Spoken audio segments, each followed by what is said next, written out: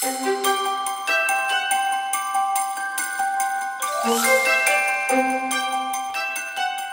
it's Allie Edwards, and welcome back to December Daily for 2020. Yesterday in the video I said 2021. You can tell that I'm riding the line between multiple projects here. All right, so as you guys might have heard me say in my video yesterday, for today, for day 17, I planned, or I thought that what I would want to do for today is just write some journaling. And I love this idea for a number of reasons. One, obviously I think words are really important, so I always encourage and look for opportunities to add more words to my projects. Number two, especially in a month like December, depending on what your own life looks like and what's happening in your own head and your heart, you may have a lot of things to download. And that's actually one of the ways that I think about storytelling and writing sometimes, is it's an opportunity to download thoughts, feelings, little stories, big stories. That's really, it's an outlet, right, for so many different things. And so as I've done, the last few days, lots of different kind of shorter, I'm just gonna flip through some shorter stories, right, of little things that are happening around here, highlighting Elliot, highlighting Audrey, cupcakes, the shaker page, right? There's not a ton of words in here, which I'm totally fine with. And see, I think we got to go back to, what is this, pull it out of here. Day 10 had a little bit of journaling, day 9. But the last few days, actually this one did too. I mean, that all counts towards this bigger story. But today, what I really loved was the opportunity to get up this morning, sit at my computer with a cup of coffee, and think through what are some of the things that have been on my mind or my heart in over the course of the last month, or in the last few weeks, or even just today. So what I did is I took this page. This is the page that I set up in my foundation pages. This is one that I did do in the product play class for the transparency lesson, but it's also just, it's a really simple and easy thing to do, especially when you have a transparency that you really like. What I did is end up creating basically like a fold out page here, right? So that the tree transparency that we had in our transparent package this year, I just cut it in half and you're able to open it up to reveal whatever you want on the inside. You could do the same technique with pattern paper, with vellum, with all kinds of things. I just chose to do it with transparency. So then I have this space here, right? This space can be filled in with photos, with words, with stamping, with embellishments. It's a blank slate for any of those things. And what I'm choosing to do today is to add in some words. So I wanted to give you some tips and talk you through a little bit of what this writing looked like for me. Like I said, I sat down at my computer this morning and I just kind of started making notes, and that's often what I do is just start typing something, right? Get something out. And I think one of the first things I wrote down was that last night Simon and Anna and I watched a movie called Godmothered on Disney Plus. Super cute. Enjoyed it. Happy, light, fun, funny, enjoyable. So I had written that one down first. And then I started thinking about schedule, right? Schedule is always a big topic around here. So I wrote out a whole bunch that just kind of documents what our schedule is like this year, and kind of how we follow a little bit of a schedule each year during December, where the kids are either with us the week leading up to Christmas Day and then halfway through Christmas Day, or they're at their other houses and then they come to our house midday Christmas Day, which is what is happening this year. So I wrote a little bit about that. I wrote a little bit also about how I remember back in the beginning, when even when after Chris and I were initially divorced and before the McCritcher family moved in and we blended all together, there were definitely some years where not having the kids on Christmas Eve was really hard, or just there's a lot that goes into all of that. So if that is your experience this year, I just want to send you a whole lot of love. You're gonna make it through. My encouragement is to always find something that you can do that is special even just for you. Like, how can you take care of yourself today? What I also wrote in there is that kind of combination of facts and feelings. So the facts are, this is what's happening. They're coming at this time, they're leaving at this time. And then the feelings are the stories about remembering what I felt like back then compared to now, which is where either way is fine. They're here at Christmas Eve, that's awesome. They're not here at Christmas Eve, that's awesome. In a year like this one where they aren't here on Christmas Eve, it just gives us more time to get ready for them to come. And I really love kind of the energy that will go into our Christmas morning here as we get ready for them to bring all of their own energy back here. So I wrote about that. So after I wrote those two things, I didn't have a ton of direction. Like I didn't have another thing. It wasn't all flowing. So you know what I did? I got up from my desk, which had come in here.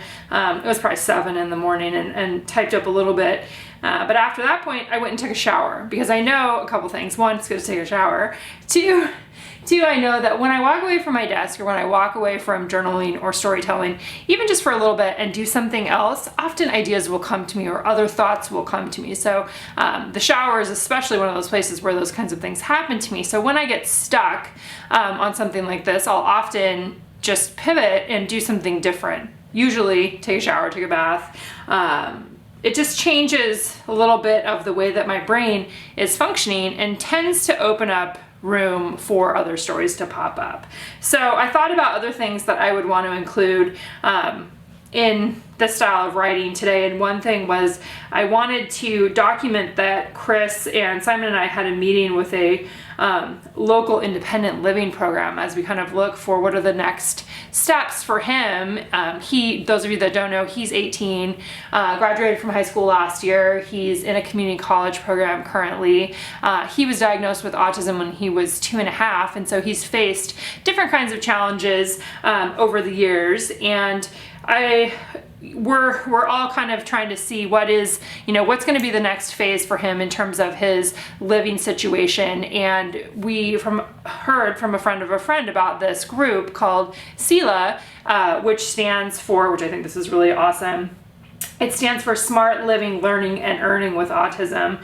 And they have a number of different houses here where it's a program and you get to live independently, but you have some supports in place. And there's an actual curriculum that they go through to teach them additional independent living skills. So the meeting was awesome just from a factual basis. It was really interesting to learn about the program. But the best thing about it was that at the end of the meeting, Simon's entire spirit was lifted through the course of sitting and listening to this meeting and listening to the people talk about what this program was, what they offered, the things that they do, and this idea that he gets to move on to the next phase.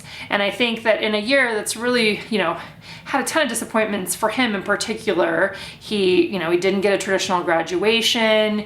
We had trips planned for his graduation that we didn't get to participate in. There were just some things like that were really big bummers for him, just besides the lack of social interaction for everyone. I think it was particularly challenging for him. So having this meeting with a potential next step for him just was so great. And so I wanted to make sure that I documented that in here. Obviously, that's a whole other kind of story that I could tell in a project that's just for Simon, but I like having it in even a project like this because when I look back on this from years to come, it rounds out the totality of the picture of what our life looks like at this point in time. So talked about that. Then I talked about how our house is one big cozy mess of boxes and in-process projects, because that is the reality of what it looks like right now.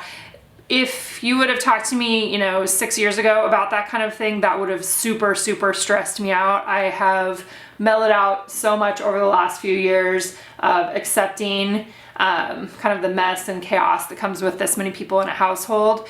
It has been absolutely 100% without a doubt worth it. I love these people so much. I'm so glad that they are a part of my life. I love having them in the household, and I am willing to to deal with the mess. And part of that is that I know that we have a rhythm, right? There's a rhythm to the back and forth of our days. And today, when all the kids leave to go to their other houses, I will have a little bit more space for picking things up, you know, doing the cleaning, moving things around. And also my workload is shifting a little bit right now too, so that helps with that. And then the last thing I wrote here was that concept of straddling the place between wrapping up this year and moving into projects for next year. And I said that I'm looking to find a little bit of resting space in the middle of it all, but also so much gratitude for all kinds of people in my life right now who are working alongside me doing different things, whether they are employees of my business or they are friends or they are family members. There's just I just feel a lot of gratitude for a lot of different people right now that are really helping me to see light in this season as well. So that's what my journaling is. And then at that point, I just kind of, I format it to fit whatever size. Like I got out my ruler earlier this morning and I measured it out so I knew what size it was going to be. And I'm just going to print this. I just printed this on regular printer paper and I'm going to adhere it right onto that background cardstock and then punch the holes. So I left a little bit of space along the edge to punch the holes there. So I really encourage you, you know, I know a lot of times people either are like, I love journaling, it's easy, I got this, or people are like, it's really hard, I don't got this, I don't know what to say, or they're worried about other people reading it and judging them, or sometimes it's just hard to find the stories. And so I really want to encourage you in taking a little bit of time, get yourself, you know, a hot drink or a alcoholic beverage or whatever it is that you like, sit down with it and download some of those stories that you have in your head right now, or those things that are rattling around. I can tell you that even the process for me of just writing all of this out, I feel a lightness about myself for just pulling out some of these stories and writing them down. None of them are particularly hard or challenging or any of those things, but it's just, for me, my head is full of stories, right? That's kind of how I live. And so taking the time to jot some of those things down and put them into the album about what's happening in our lives right now really works well for me. So I would invite you to try that. It's worth it. It's totally worth it. Okay, so all I have to do then in this case is adhere this in here, kind of trim it out. And then I'm going to deal with the number 17. I have some of the felt numbers that I had set aside for, let's see how close I can get that on there. Set aside for this one that I'm going to adhere to the outside of the transparency. So I did have, let's see, I think I'm just going to do it with scissors. My trimmer has moved to a different location. We'll have to figure out where that is here soon.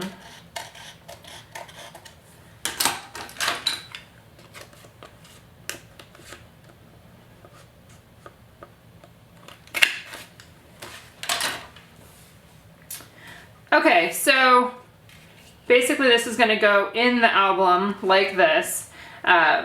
This has little holes punched to hold this together, so I think I'm going to just tie this right now, and then I'm going to put the 17 on the top. I'm kind of thinking of what else that I might want to add onto the 17, if anything. So that's what I'm going to kind of think about next as I hold this in place. This is one of those, like, can I talk and do stuff at the same time? Even just like that is fine. Okay, so the felt numbers, I think what I'm going to do is really just simply add them straight onto here like this. But what I want to do, I'm going to take a minute and I'm going to look through my embellishments and just see if there is, I guess I probably want it in the center. See if there is anything else that I want to add on to the top of these before I call it completely good.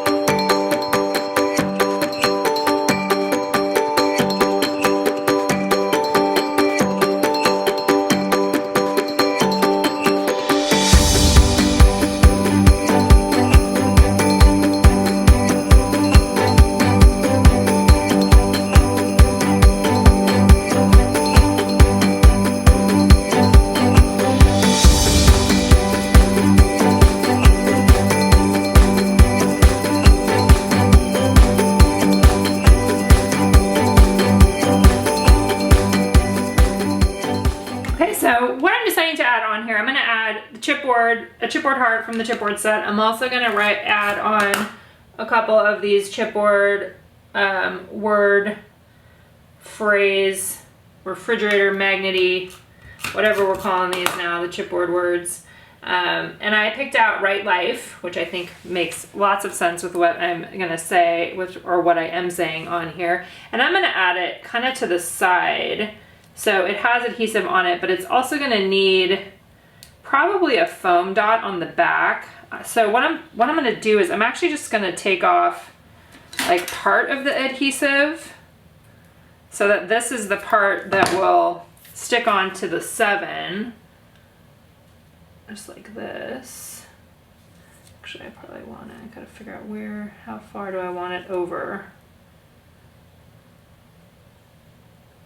Actually, that's probably fine. I want it off the edge. I guess I'll just have it line up like that. Actually, that's far enough on there that it doesn't probably need something else, but if I had the adhesive on there, sometimes what happens is it gets stuck on the transparency. So, and this way it's not that far off. If I had it farther off, I would probably put on like a foam adhesive on the back of it just to hold it in place. So I think with this, I think I'm gonna use red line tape, see how that works on here. And I may end up stapling it just for reassurance there. I think I'll start with red line tape and then potentially staple.